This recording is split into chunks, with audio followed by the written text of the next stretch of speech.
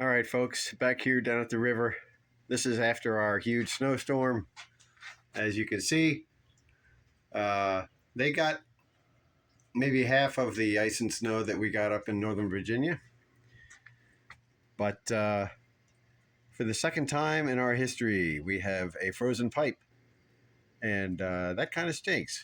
So I'm going to be doing some surgery here on a house that's going to be demolished anyway. So let's take a look.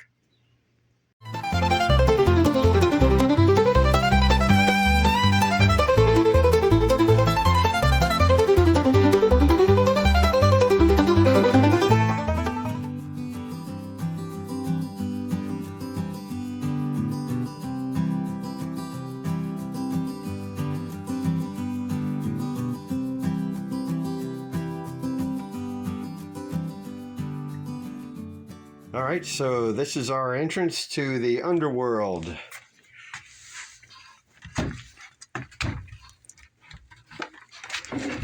It helps if I don't step on it. There's water underneath these boards.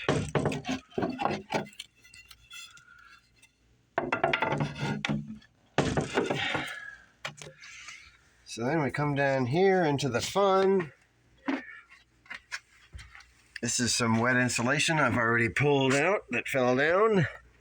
It's good times. Let's try to get some light here. There we go. So, it's looks like there's a piece of wood sitting on a piece of cinder block there to the right of the vent.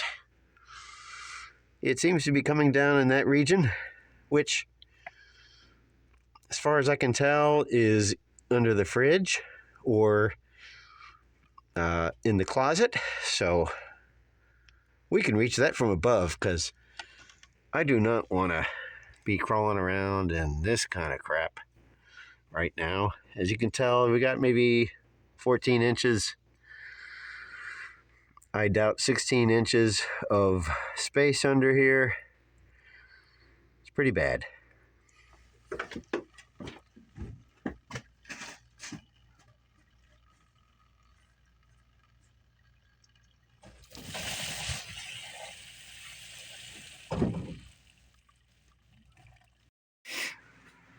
All right, so the offending pipe seems to be either under that side of the closet. This is right inside the front door. Right inside the closet, or right underneath this right-hand side of the fridge. Time to cut open some floor, because all of this linoleum area is not only going to be the subfloor replaced, but I have to reframe the entire thing, all the joists. Because in some strange world, they decided to put these joists going this way, perpendicular to the street, whereas in the rest of the house, everything is going this way, parallel to the street. So the beam that these joists are attached to under that wall over there is sitting on dry stack cinder block, which is just sitting there, and I'm going to be building foundation outside from this corner to the corner of the porch and over to join to that part of the foundation, because this whole porch is going to be part of the kitchen. So, time to get out the saw.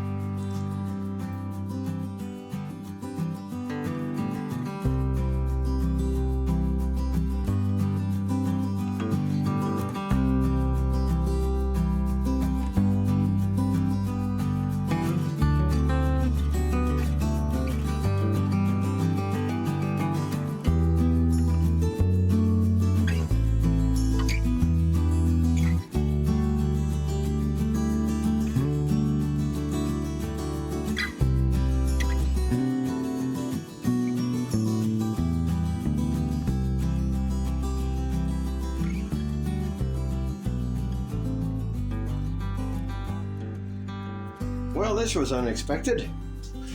So this is what I pulled up. This was on the bottom.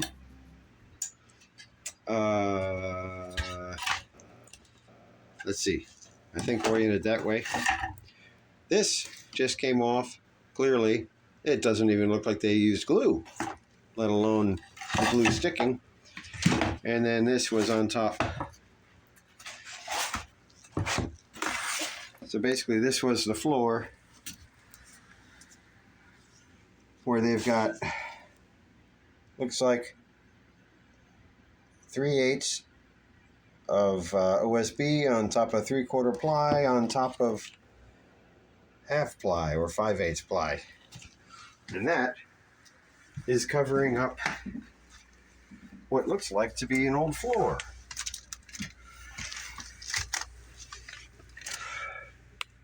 This may have been porch. That's clearly 1995 new. This looks like it's original, and you can see water, which means water's been spraying up into this area, which is as I expected. So I'm going to get Sawzall and cut out some of this and see what's under that.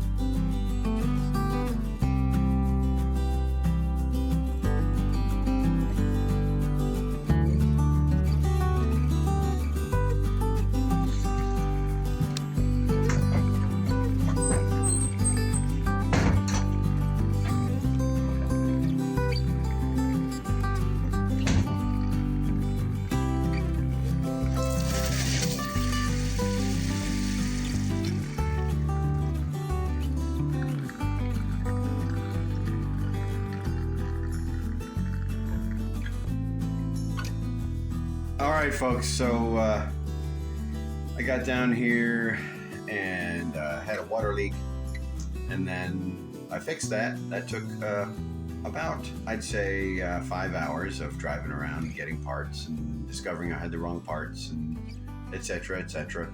Cut a hole in the floor and fixed that and turned the water back on, and then I heard some more noise. So that was bad. So it just turned out that the leak was right under the water heater. So the new leak ended up being in this vicinity, right under there, which of course I can't reach in the crawl space, and that space is occupied. So what I did was, so these water lines for the water heater and the washer all come under the floor. Actually, they go along there, and then they come along under here. And look, I've got plywood here, so I have access to that space where these two pipes go. The 3/4 inch supply and going that way, and the hot water going that way. So I just took up this piece of plywood, cut the supply pipe, and put a shark bite cap on it. So no water heater, no laundry, and that really stinks. But so I've ordered a on-demand water heater, an 11 kilowatt, which I intend to use in the final house configuration. It's coming maybe today, maybe tomorrow. I might not put that in this trip because we've got good weather, and I want to get more construction done. So anyway, that's kind of the deal of where the water's at. And then I replaced the fan relay in the air handler yesterday. And after I replaced that, I went outside to turn the water heater on. I'm sorry, to turn on the water. And came in, and a fire alarm was going off. And I'm like, oh, what could that be? Well, I went upstairs. Well, first of all, I got up on a chair near the fire alarm, and then I could smell some electrical stuff that was up near the ceiling. So turned off the breaker, went upstairs, and one of the wires that was in a connector, an unused wire coming from the motor, had come out of the connector and was leaning against the chassis. So I called a AC guy down here, and he's through his flu delirium, he explained that probably I burned out the motor. And so I've ordered a motor through him, and he'll come and replace it next week. So not only do we not have water, hot water, or a washer, we also don't have heat at all. So I'm relegated to using this tiny little space heater right here and putting a blanket on my legs. And that's how I stay warm when I have the blessing of watching TV.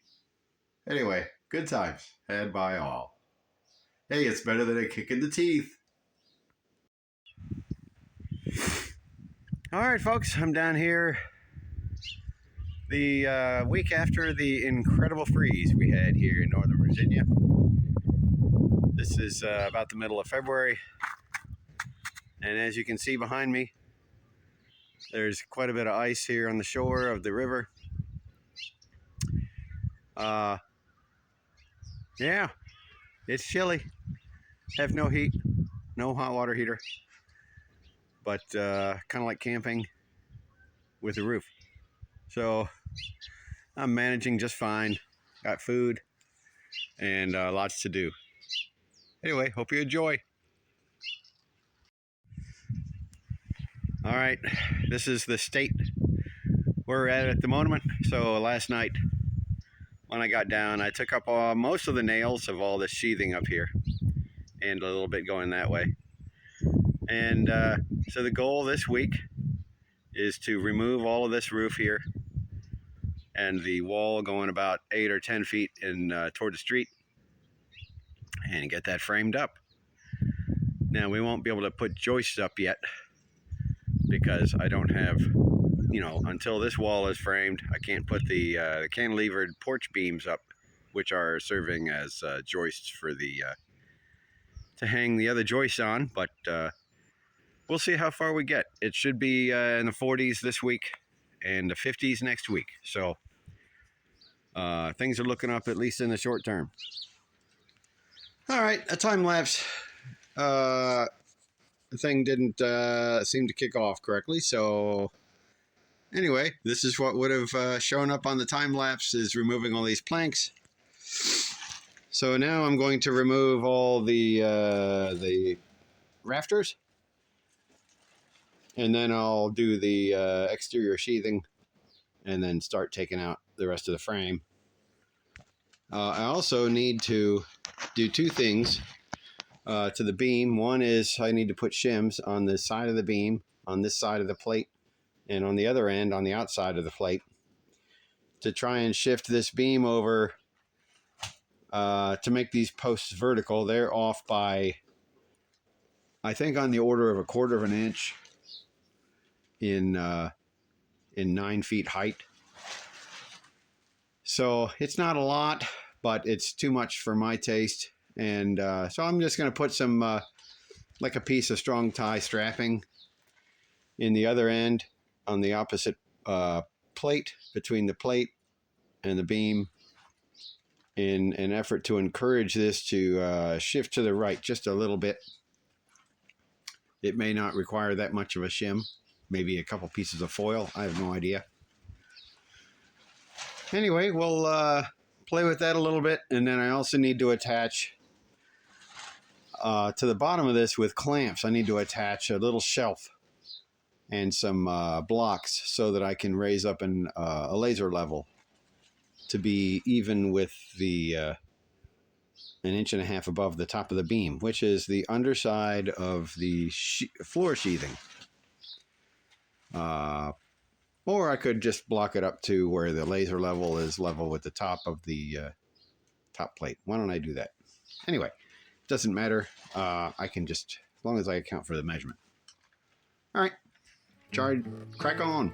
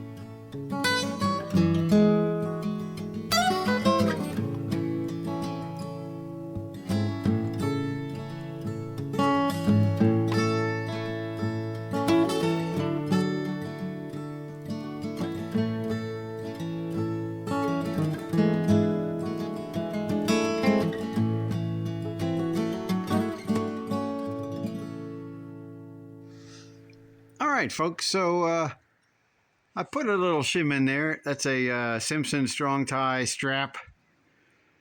I'm guessing 50 mil. I don't know. So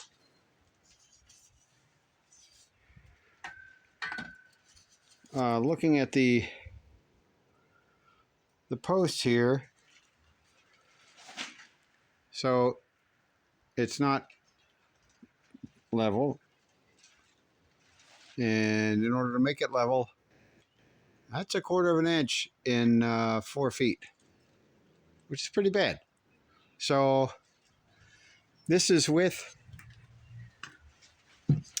putting shims underneath the outside edge of this rail here to tilt the post upriver. Now, granted, those shims are not probably sufficient to bend the whole system when it's all bolted tight. So putting in these shims on the top plate, we'll see if that works. All right, holy crap, I think that actually worked. If I put this level up here again, in line with the pipe, you can see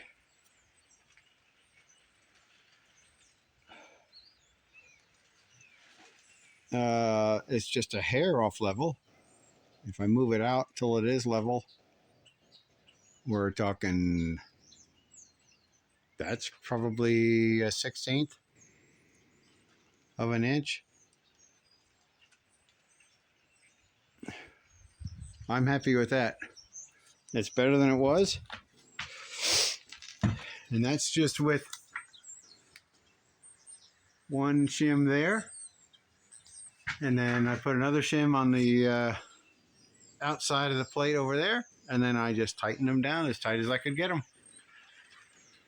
I think that'll do.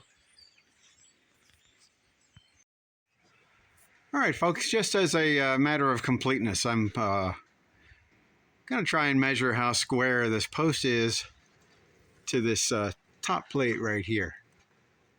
So I've clamped a board to the post, and that is on the plate, and then I've put a square along that board, and then put this point up here so it's touching, and I can almost get a Simpson tie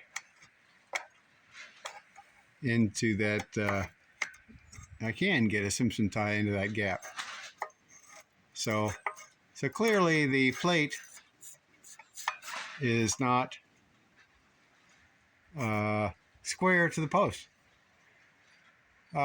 which is fine because I can put a shim in here to make up the gap.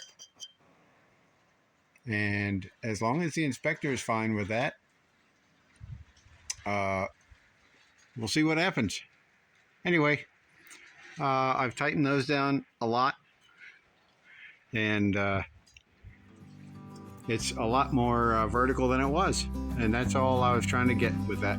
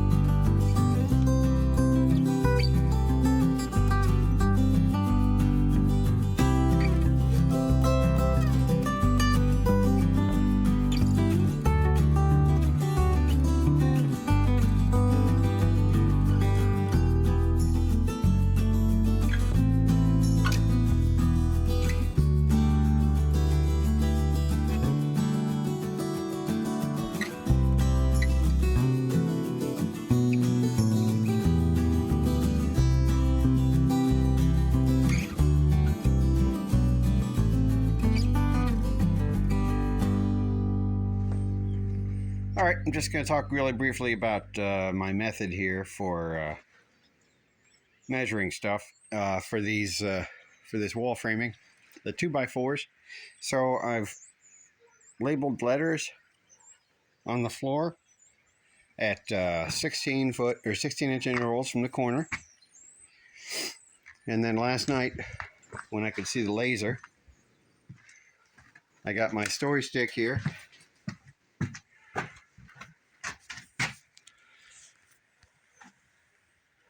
This is the upriver bottom of beam. This is the downriver bottom of beam. So this is how much the floor is out of level, because the beam is level. The floor is about 1/2 inch or a little more, 5/8 out of level in 24 feet. So here's the top of beam. These two marks here and these two marks were made putting this stick right up against the beam. So then we go up from the downriver side. We go up 1.5 inches because that's the nailer that sits on top of the beam. And that's also the top of the joist. Then we measure down 7 1/4. And we get to the theoretical top of top plate on the downriver side.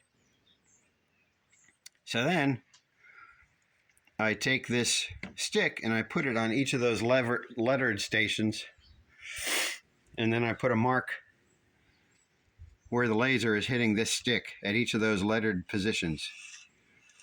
So from the highest of these little tick marks to the lowest, that's the variation high to low of the floor around the perimeter. So this is what I'm going to use to measure how long. Oh, so then from here I subtract 4.5 inches, and that gives me the length of the stud. So you got one bottom plate and two top plates. So that gives me the length of the stud that I cut. So then I come over here, I pick the good studs. These 5 are bad. And then I just put letters on them. And now I'm going to cut each of the studs according to the letter and the measurement, and then nail it all together, and theoretically the top plate should be level and at the right height.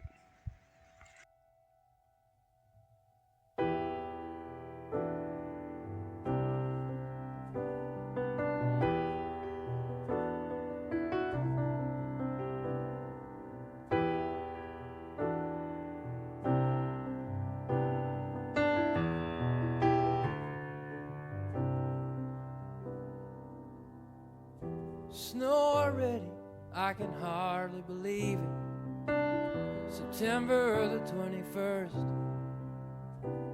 and I ain't ready for the changing of seasons.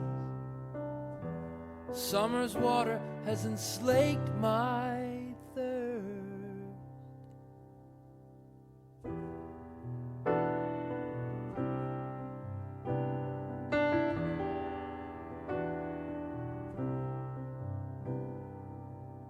Without warning, the leaves are changing. Best get out of their way. Could have sworn I just now missed seeing the ice cream man turning away. I had all the time in the world. Somehow I have pissed it away. Somehow I've grown old, and though I am not weary, I can feel the end of my days, end of my days.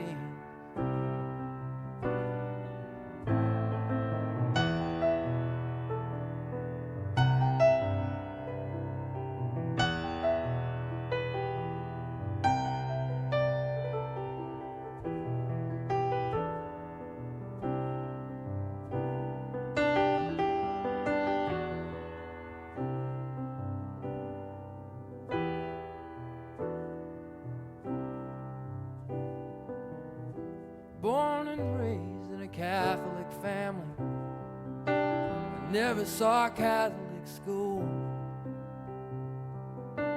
And I'm amazed at how much will stay with you while you waste your time following the rules. Took me a wife, well, I've never regretted.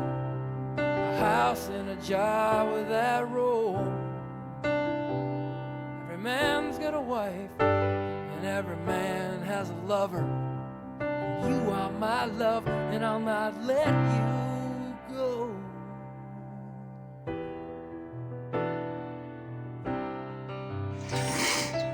Okay, folks, so yesterday I had framed up this wall here. I had, put it together on the floor and then tipped it up. And then camera stopped recording because my phone was full of videos. And I just needed to keep going until dark. So ended up getting that wall framed and sheathed. This piece here is temporary until I do the rest of the wall going that way. And then I framed the inside here up to the post. And the measurements I did with my with my the stick that's got all the marks on it for heights of the posts or studs worked out great. I still need to bolt this nailer down to the I left a little notch there for the bolt that ended up being right under the stud, but I still need to bolt that down with 3/8 inch bolts and finish nailing that guy to the floor and that bottom plate to the floor. But otherwise, this wall is framed. This interior wall is framed. The reason I made it 2x6s is just because this is 4 inches wide. And it just makes it simpler. And sacrificing a couple inches in the main living area isn't a big deal. So, of course, here we'll have a little bit of a wall sticking out and going in to hide this drain. But the reason the drain is not in the wall is because this edge of the bottom plate is right on top of the joist, rim joist. So on the foundation, which is right under there. So anyway, I got my temporary ceiling up or roof up. This is just miscellaneous scraps holding up the plastic and the tarp. I'm going to suspend more plastic in here before I leave, just to make sure. We're supposed to get some weather next week, and I really do not want this to get wet. So I'll put some more plastic up into buckets just to make sure that any drips that might get through don't hit the subfloor. So I'm going to continue today. It's freaking cold. I think it's probably 29 degrees right now out here. I'm going to try and frame up this wall with the window in it and see how far I get. This wall took longer than I thought it would. I finished framing this probably around 2 o'clock yesterday. And then this wall actually didn't take me as long as I thought it would. But since the priority was getting a roof on, I didn't do this wall first over here. So, yeah, we'll see how far we get. All right, so here's the plan. This wall here is probably the most complicated first floor wall that I'll be framing. So I drew this up a while ago so that I can make sure I know, what I gotta cut, what I gotta order, all that stuff. So